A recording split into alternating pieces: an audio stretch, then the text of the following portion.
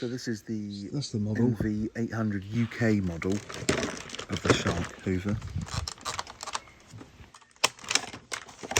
I'm sure it may well be similar repair for other models.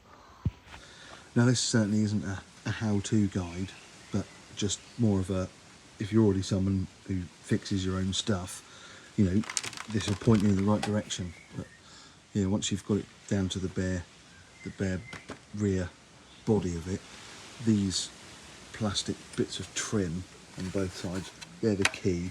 Pop them off. There's two hidden screws, which I'll talk about later. Everything else, like all the screws that you've got to take apart, they're all pretty obvious, you know, where they are. Take it apart and yeah, fix it. So please ignore the organised chaos here, but it's that model of Shark. I'll put the model in the description. Stopped working mid Hoover, completely stripped it apart, which is only security Torx bits. If you've got a little set like this, you've probably got the right ones. And after testing everything, everything was working. But actually it turned out that this tiny little wire here that goes to the one of the brushes had just completely, this here just snapped off. So I've soldered it back on and powered it up, and it does work. Let's have a look. I'll show you.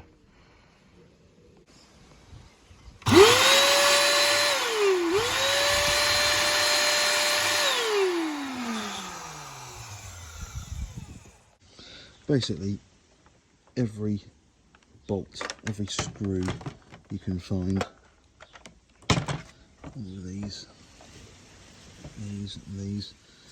These just pull off. You want to pop them off because there's some hidden screws in the top that sort of hold it all together. All these comes off there, screw in there, screw in there, cut three screws in there. Just literally undo every screw and it will come apart.